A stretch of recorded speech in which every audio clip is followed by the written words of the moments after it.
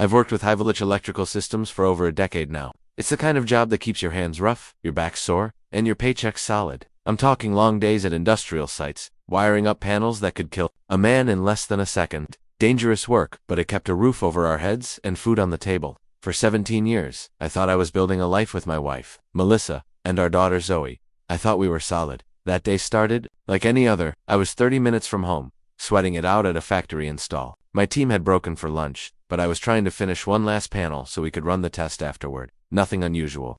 Until my phone rang. It was Derek, my neighbor. Now, Derek and I weren't exactly best friends. We'd share the occasional coffee, talk sports, stuff like that. But he wasn't the type to call me out of the blue, especially not in the middle of the day. Something in my gut twisted as I answered. "Hey man, you need to get home. Right now," he said, voice sharp with urgency. By immediately, my stomach dropped. I asked if the house was on fire or if something had happened to Zoe. "No, not that. But there's a U-Haul in front of your place, and a bunch of guys are loading your furniture into it. Your wife's out there with a clipboard, directing them." At first, I honestly thought he had to be mistaken. Or maybe Melissa was helping someone else.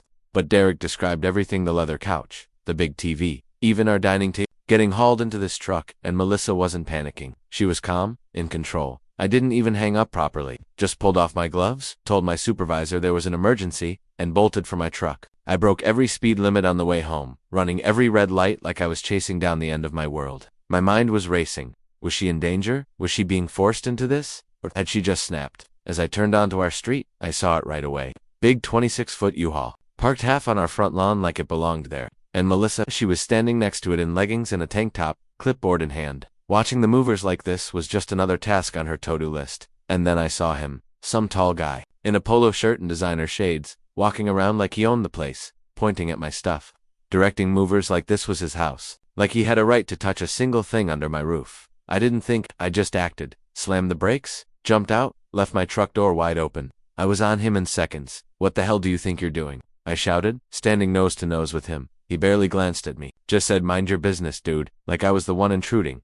I don't even remember deciding to hit him. My body moved before my mind caught up. My fist connected with his jaw, and the impact jolted through my arm. He dropped instantly. Glasses flew, lips split open, and I lost it. I was on top of him, fists flying, years of loyalty, exhaustion, and quiet sacrifices pouring out of me in every punch. This was the guy. The man who had the audacity to touch my life, my family, my home. "You think you can just steal from me?" I shouted, shaking with fury. The movers stood frozen watching. None of them stepped in. With one hand on his shirt collar, I grabbed my phone with the other. Dialed 911. "There's a robbery in progress," I told the dispatcher. "At my house. I've got one of the suspects here. Send the cops." As I ended the call, I heard Melissa screaming, "Ethan, what are you doing? Get off him." She rushed over, pushing me off with a force I didn't expect. I stumbled back as she dropped to the ground beside him, cradling his face, checking his bleeding lip, wiping blood from his nose like he was some wounded victim. That's when it hit me. Hard. I looked at her. "Do you know this guy?" She looked up, and the expression on her face will haunt me forever. No guilt, no regret, just annoyance. Like, I was the problem. "Yes," she said, cold as ice. "This is Jordan. He's my boyfriend." My ears started ringing. I couldn't hear anything else. 17 years, a whole lifetime of building, working, staying faithful. And this is how. I find out. I kicked him in the ribs. Hard. He curled up groaning. I didn't stop another kick. Right in the gut. He made this pathetic wheeze like a balloon deflating. And it should have been funny, but I was too far gone to laugh. "You're my wife," I shouted at Melissa, "and you're moving our things out with your boyfriend, without even telling me." She stood up, brushed her knees like this was just another errand. "I was going to call you after. I didn't want a scene. A scene, like destroying our family was a minor inconvenience." That's when the cops pulled up. 2 cruisers, lights flashing. By then, every neighbor on our street was watching from their porch like it was some kind of soap opera. Of the officers stepped between me and Jordan, hand near his holster. "What's going on here?" I forced myself to speak calmly. "I'm the homeowner. Got a call from my neighbor that people were clearing out my house. Came home to find this guy giving orders while my wife loaded our furniture into a moving truck." The cop turned to Melissa. "Ma'am, is this your husband?" She nodded, arms crossed. "And you're removing items from the home?" "I'm taking my half," she said like she had every right to it. The officer sighed. "Ma'am, without a court order, you can't just take marital property. Legally, this could be considered theft." Melissa's jaw dropped. "What? That's ridiculous. Half this stuff is mine." "Maybe, but the law doesn't work that way. You need to go through the courts. Until then, everything stays put." Jordan, still crumpled on the grass, was glaring at me but kept quiet. Probably didn't want to add assault charges to his list of problems. The cop looked at the movers. Unload everything. Now, they didn't argue, just started carrying our furniture back inside. Melissa stomped past me, hissing, "This isn't over." "Oh, I know," I called after her. "This is just the beginning." One cop stuck around to make sure the stuff got returned, and Melissa only took personal belongings.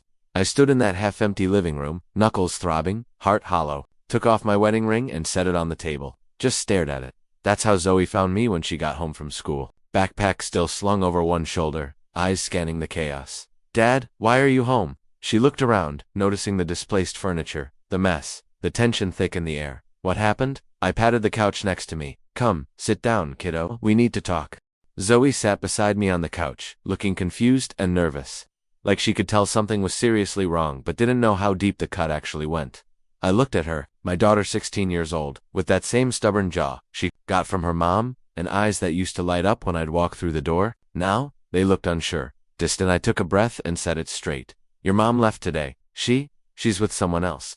I expected her to break down, or at least ask a bunch of questions. Instead, she just nodded. No shock, no gasps. Just a quiet, almost bored acknowledgement. "Oh, you mean Jordan?" Her voice was so casual, like we were talking about a teacher she didn't like. I blinked.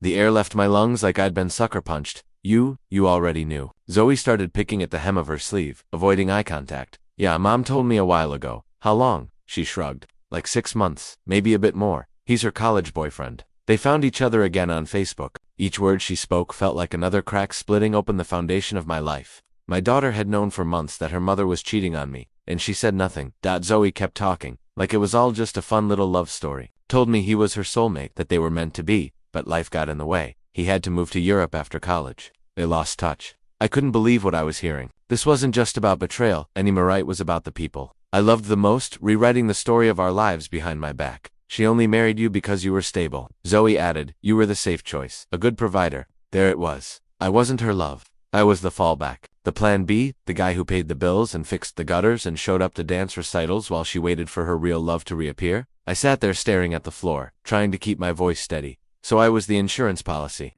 Just the steady guy she settled for. "And you knew this, Zoe. You knew she was seeing him, and you didn't tell me." She shrugged again, and I could feel my heart shattering piece by piece. "She said you were nice, reliable, but that she never loved you like she loved Jordan." The words hit harder than any punch I threw at that guy earlier. She said if Jordan hadn't left for Europe, she would have married him instead, that I would have been his daughter. And then, with this dreamy smile, she added, that would have been perfect. I think that's when something inside me went completely still. "So," I said, trying to hold it together, "if your mom had gotten her way, if Jordan had stayed, you'd rather he be your dad instead of me." Zoe didn't even pause. "Yeah, Mom says they're soulmates. It would have been perfect." I didn't respond right away. I just nodded, slowly, trying not to let her see. The way my hands were shaking. "Who else knows?" I finally asked. She didn't even hesitate. "Grandma and Grandpa. They knew. They never liked you anyway. Mom said they always thought she could do better." That was it. The final nail. 17 years I gave to those people. Countless family dinners, Christmas gifts, surprise birthday parties, fixing their car, building them a damn deck at their retirement home. And all this time, they were waiting for me to be replaced. I let out a laugh. Not the kind you laugh when something's funny. The kind you let out when you realize your whole life was a lie. Zoe looked up finally, concerned. "Are you okay?" I smiled. But it wasn't the kind of smile that brings comfort. It was empty, cold. "Oh yeah," I said. "I'm going to be just fine. In fact, I'm going to give everyone exactly what they want." That night, I didn't sleep. I didn't even try. I sat there in the dark, my mind racing.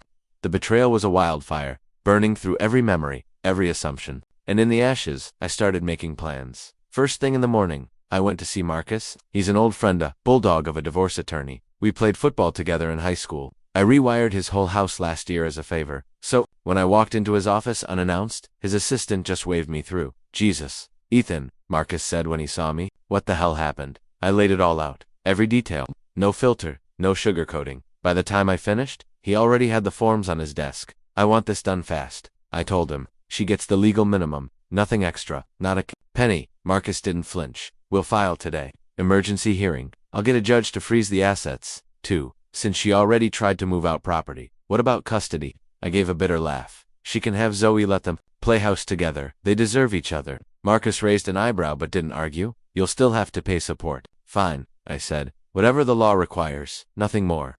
After the lawyer, I headed straight to the bank. Walked in with my ID already in hand. I need to withdraw everything from our joint account. The teller her name tag said. Brendel looked at the screen, then back at me. Sir, the balance is just under $23,000. I nodded. Withdraw all of it, except $37. She looked confused. That's a very specific number. It's exactly what my wife contributed to the account this past year, I said. The rest came from me. I went straight from there to HR at work. Changed the beneficiary on my 401k and life insurance. Took Melissa off, added my sister. Then I called the credit card companies and had all our joint cards deactivated. Reported them lost. Cut off Netflix, Hulu, Amazon, everything. Even our gym membership. Melissa wasn't on my plan anymore last. I called my mom. I told her everything. After a long silence, she said, I can't say I'm surprised. That caught me off guard. You're not. She always had wandering eyes. My mom said, even at your wedding, I saw it, but you were so in love, wouldn't have listened anyway. We talked for a while.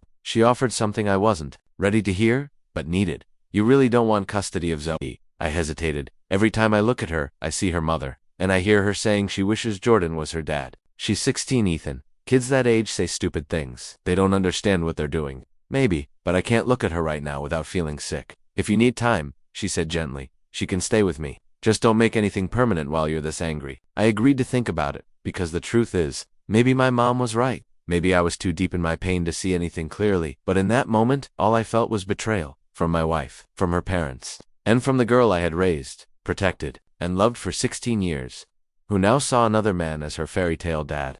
The morning after I drained the bank account and finalized everything with Marcus, my attorney, I felt something I hadn't felt in days: clarity. Not peace, not healing, but a kind of cold determination, like flipping a switch. The kind of mindset I needed to finish what Melissa started, except I was going to do it right, legally, surgically, and without mercy. By 10 a.m., Marcus had already filed the divorce paperwork. Emergency motions, full asset freeze, custody structure. The two works, and for the cherry on top, I paid extra to have Melissa serve that same day directly at her job.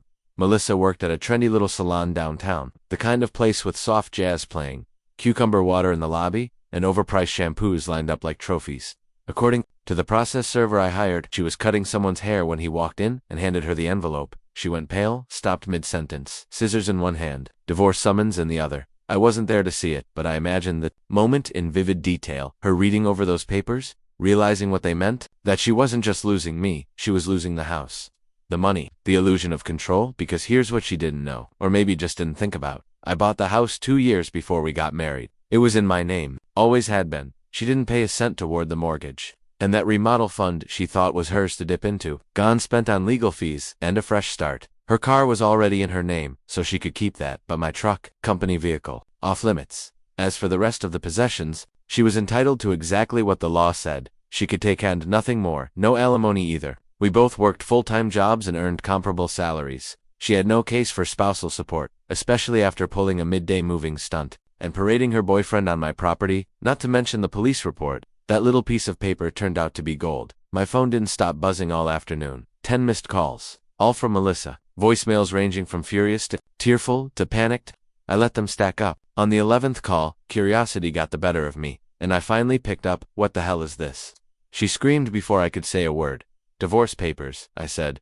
Didn't you read them? You're trying to leave me with nothing. That's not how this works, Ethan. I kept my tone calm, detached. You're getting exactly what you're legally entitled to, which, by the way, is already more than you deserve after cheating on me and trying to rob the house in broad daylight. This is revenge. This is cruel. No, it's boundaries. You made your choices. I'm just closing the door behind you. Her voice cracked. How am I supposed to start over? After 17 years, I gave you my life. You gave me betrayal, I said. You gave me silence. You gave our daughter a fantasy about how perfect life could have been if I hadn't been in it. She was quiet for a second. Then she tried guilt. I was confused. Ethan, I thought I'd be happier with Jordan. I thought he was the one, but you don't. I cut her off. Don't do the what-if game. You made your bed. Now you get to sleep in it with Jordan. This isn't over, she snapped. Good luck with that, I said, because I've got Zoe's texts confirming you were cheating for at least 6 months. I've got the police report from the day you tried to move everything out without a court order, and I've got Marcus. You remember Marcus, right? The guy who eats lawyers like yours for breakfast. She started crying. For real this time, and for a brief moment, I felt something twist in my chest. Not pity, just the leftover ache of realizing I had no idea who the person I married had become. I made a mistake, she whispered. No. You made a series of choices, and now you get to live with them. I hung up. The next 2 weeks flew by. Marcus worked fast.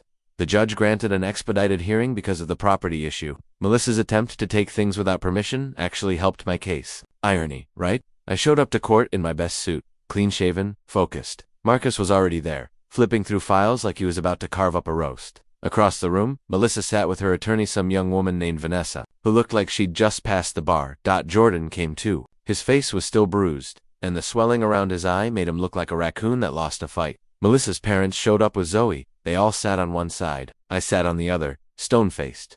Melissa wouldn't even look at me. Zoe kept her eyes down the entire time. Vanessa came out swinging, tried to argue for half the house, a chunk of my retirement, and even support payments. Marcus let her finish, then calmly laid out everything. The timeline of infidelity, the police report, the ownership records for the house, the fact that our incomes were basically equal, and receipts showing that Melissa barely contributed to the joint account. The judge took one look at the facts and made his decision. The house stayed mine, no alimony, no cut of my retirement. Melissa could keep her car and personal belongings. I'd pay the legally required support for Zoe, but nothing more. Then came the twist I wasn't expecting. Melissa didn't want custody, said she was moving in with Jordan, and didn't want to uproot Zoe during her senior year. Zoe looked blindsided. She hadn't known that was coming. Marcus stepped in and suggested Zoe could live with Melissa's parents temporarily. They agreed, and just like that, the judge made it official. Custody for now would go to Melissa's parents. Melissa was allowed visitation. I was still responsible for support. As we left the courtroom, I tried not to look back. But then I heard Zoe call my name. I stopped and turned. She looked small. Not like the girl who'd said she wished Jordan was her dad. More like a scared kid trying to make sense of a life that had shattered. "Why don't you want me to live with you?" she asked, eyes filled with tears. "Do you hate me now?" I took a breath. "I don't hate you, Zoe, but I can't look at you right now without remembering how you kept your mom's affair a secret, how you said life would have been better if I wasn't your father." "I didn't mean it," she cried. "I was just repeating what Mom told me, and that's the problem," I said. "You believed her. You stood by her, you picked a side, and it wasn't mine." Her grandmother stepped in and gently pulled her away. Zoe kept looking back, eyes wet, face crumbling. And for a split second, I almost called out to her. Almost. But I didn't. Single quotes to hand on my shoulder. "That was rough." He said no. I replied, "That was necessary." I went home to an empty house that didn't feel like mine anymore. Every corner echoed with memories I didn't trust. So I made a new plan. Sold the house. Found a small apartment closer to work. 2 bedrooms, just in case.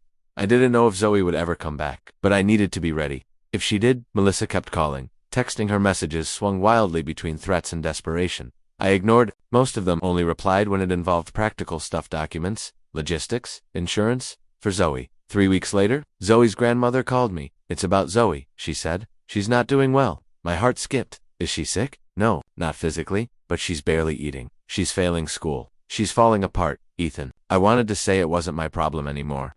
That she made her choice. But I couldn't. "Did you know," her grandmother added, "that Melissa threatened to send her to boarding school if she ever told you about Jordan?"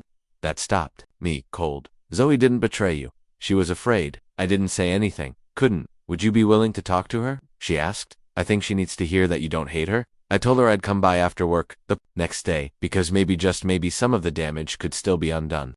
The final court date felt less like the end of a marriage and more like the conclusion to a drawn-out battle I never asked for. By that point, I wasn't angry in the explosive way I'd been weeks earlier. That version of me, the one who'd thrown punches and drained the bank account, was gone. What replaced him was quieter, focused, tired, but not broken. Melissa had already lost everything that mattered on paper, but the hearing would make it official, and I wasn't going to let a single detail slip through the cracks. I arrived early. Marcus was already there, reviewing paperwork like it was just another Monday.com. Professional, dangerous. That's the thing about him, he doesn't bark, he bites. Quietly, and with precision. Melissa walked in a few minutes later, alone. No Jordan this time. She looked different, like life had taken the wind out of her. Thinner dark circles under her eyes. Hair tied up in a way that said she hadn't been sleeping much. She gave me one glance, then looked away like the sight of me was too much, or maybe too painful. Either way, I didn't care.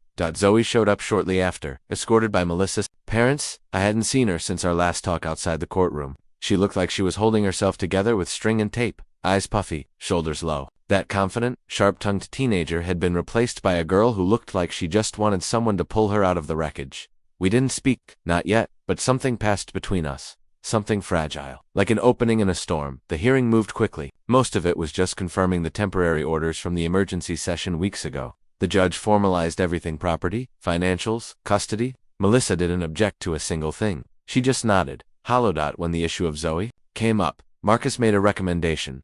Given the circumstances, and Melissa's stated desire to move in with her boyfriend, he suggested Zoe continue living with her grandparents. The judge agreed. Then came the unexpected part. The judge gave Zoe the opportunity to speak if she wanted. She hesitated, then shook her head. I could tell she wanted to, but she couldn't. And maybe it was better that way. As we stood outside the courthouse afterward, everything felt still. The wind, the traffic, the people walking by it, all blurred. Melissa walked ahead with her lawyer, but Zoe hung back. She stood there like she was gathering the courage to speak. Then she called out, "Dad." I turned. She stepped closer, slowly. I could see her fighting to hold back tears. "Why don't you want me to live with you?" she asked. "Is it because of what I said? Because I didn't tell you?" The pain in her voice cut deep, but so did the truth. "I don't hate you, Zoe," I told her, "but I won't lie. What you said, what you kept from me, it hurt a lot." "I didn't mean it," she said. "I was just repeating what Mom told me. I didn't know how to stop it." I nodded slowly. "That's the hardest part, kiddo. Not what your mom did, but that you stood by while she did it. That you believed her story and forgot mine." Her voice cracked. "I didn't know what else to do. She said if I told you, she'd send me away. That I'd lose everything." I took a deep breath. "She manipulated you. I see that now. But at the time, all I could feel was betrayal." She looked down, wiping her face with her sleeve. "I miss you," she said. "I miss our dinners, your stupid jokes. The way you'd make pancakes on Saturdays even though you always burned them." Something broke inside me then. Not in a bad way, but like a damn giving way. "I miss you too, Zo." She stepped forward and hugged me, tight, like a kid who didn't want to let go again. I wrapped my arms around her and held on. "I'm sorry," she whispered. "I really am." "I know," I said. "I believe you." She looked up at me. Can I come stay with you sometimes?" I smiled. "A real one this time. There's a room waiting for you. Whenever you're ready." I never took it down, just in case. Her grandparents were watching from a distance, giving us space. For once, I was grateful for their presence. They'd stepped up when Melissa stepped out. As Zoe walked back to them, she kept glancing over her shoulder, like she didn't want to lose sight of me again. Melissa waited by her car. When she saw Zoe hugging me, she looked away. Her shoulders sagged. She caught up to me in the parking lot. "Ethan, wait," she said. I stopped, wary. I want to say I'm sorry. For everything." I studied her for a moment. "A little late for that, don't you think?" No, but I needed to say it. She looked so different from the woman I'd known. No arrogance, no pride, just exhaustion. "Jordan left," she said. "He wasn't who I thought he was." I raised an eyebrow. "No kidding. I made a mistake, a huge one, and I lost everything." I nodded slowly. "Yes, you did." She looked desperate. "Is there any chance we could ever—" "No," I cut her off. "Not in this lifetime." She swallowed hard. "You still matter to me." I shook my head. "You don't love me. You missed the idea of me, of what I provided. Now that your fantasy turned out to be a nightmare, you're looking back, but I'm not there anymore." She looked down at her hands. Then she said something I wasn't expecting. "He hit me." I blinked. "Jordan." She nodded. "He had a temper." I didn't see it until it was too late. One night, he just snapped. I called the police, got a restraining order. Despite everything, I felt a flicker of something, anger, but not toward her this time. No one deserves that, not even her. "You reported it?" "Yes, I'm staying with my cousin now. The salon cut my hours. I've lost so much, Ethan." I sighed. "I hope things get better for you. I really do. But it's not my job to fix it anymore." She nodded quietly. "No more begging, no more bargaining," and with that, I walked away. For the first time in months, I felt light, free. Divorce was final. The past was behind me. Now it was time to rebuild what truly mattered. It's strange how a house can be full of memories and still feel completely empty. After the final court date, I stayed in that house for a couple more weeks. Every room held echoes of a life that wasn't real anymore. I couldn't sit on the couch without seeing Melissa's face the day she told me about Jordan. Couldn't walk down the hallway without hearing Zoe say she wished someone else had been her father. The silence was heavy, like the walls themselves were grieving, so I sold it. Didn't even hesitate. Found a buyer, signed the papers, packed up what little I still cared about, and left. I split the profits with Melissa, not out of generosity, because I wanted everything clean, done, no strings. I treated it like a business transaction, sanity tax, if you will. I moved into a small 2-bedroom apartment closer to work. It wasn't fancy, nothing like the house, but it was mine. Ghosts, no lies built into the walls. Just a quiet space where I could start over. The second bedroom, that was for Zoe. Even if she didn't come right away, I wanted her to know she had a place, a real one, her own bed, her own space, just in case. I buried myself in work, took every overtime shift I could get, rewiring new builds, overseeing installs, running my crew like a machine. It was good to be busy. The kind of tired that makes you fall asleep the second your head hits the pillow. It kept my mind from wandering into old places. Melissa called sometimes, not about us, about paperwork, tax documents, health insurance for Zoe, the bare minimum, essentials. I answered only when I had to, kept the tone neutral, businesslike. There was nothing left to say beyond logistics. Zoe and I didn't talk much at first. A text here or there, an update from her grandparents. But I could feel something shifting. About 2 months after the divorce was finalized, she asked if she could spend the weekend at my place. I said yes, of course, but I didn't make a big deal out of it. Didn't want to scare her off with too much emotion. She showed up on a Friday night with a small duffel bag and nervous eyes. The first few hours were awkward. We danced around the heavy stuff, ordered pizza, watched a movie. She barely touched her food, kept fiddling with the sleeve of her hoodie. Then, during the credits, she whispered, "I missed this." I looked at her. "Missed what?" "You and me," she said, just being normal. We didn't talk about her mom, or Jordan, or the stuff that still stung. Not that night, but from then on, the visits became regular, every other weekend, then more often than weekdays.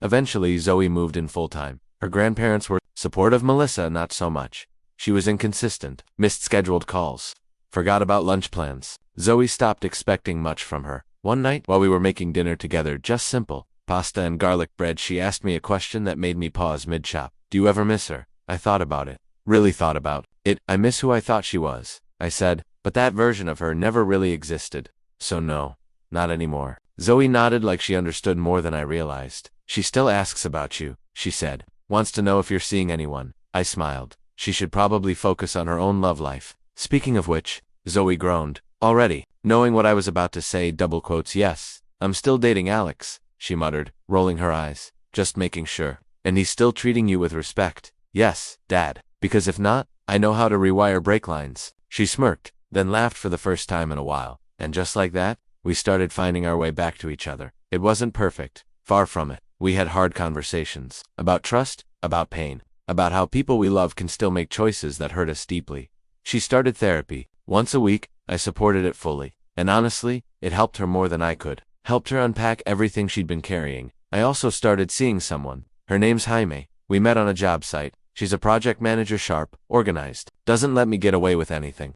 The first time we talked, she corrected me on wire specs. She was right. We kept it casual at first. Lunches, texts, then dinners. She was different than Melissa in every way that mattered. Grounded, honest, no games. She's been divorced too, so she gets it. The walls, the caution, the baggage. She met Zoe a couple times, just casual hangouts. To my relief, Zoe liked her, said she was cool, which, coming from a teenager, is the highest compliment. We took it slow, no labels, no pressure, and one day Jaime brought over paint samples for Zoe's room. Not because I asked her to, because she wanted Zoe to feel included. That gesture meant more to me than flowers or gifts ever could. Melissa still tries to reach out sometimes, usually about paperwork, occasionally something more personal. I don't entertain it. The door's closed, locked, and there's nothing behind it worth revisiting. I ran into her parents at one of Zoe's school concerts. It was awkward at first, but Bill shook my hand and said, "You're a good father, Ethan. Better than we gave you credit for." Not exactly an apology, but close enough. I heard through the grapevine that Jordan violated the restraining order, spent some time in county jail. Apparently things got physical between him and Melissa. She ended up in the hospital. And no, I don't celebrate that. No one deserves abuse. But I'd be lying if I said I didn't feel a grim sense of symmetry. She left me for a dream, and it turned out to be a nightmare. That's on her. Zoe and I, though we're okay now, better than okay, really. She's back on track at school, wants to study psychology, says she wants to help other kids deal with family trauma. That's her heart. Big, empathetic, resilient. Last weekend, she made pancakes for breakfast, burned half of them. I told her it was tradition. She rolled her eyes, but I saw the smile. 1 year ago I thought everything was over, that the betrayal had ruined me beyond repair. But now, I wake up in a quiet home that feels like peace, not punishment. I see my daughter growing into a strong, thoughtful young woman. I'm in a relationship that's honest and real, and I'm building a life that's mine, deliberate, grounded. True, I used to think surviving meant staying. Now I know. Sometimes, surviving means walking away, rebuilding from the ashes, and choosing to love again, even when your heart is scared. To try. Life didn't give me the ending I expected, but it gave me a new beginning, and that's more than enough.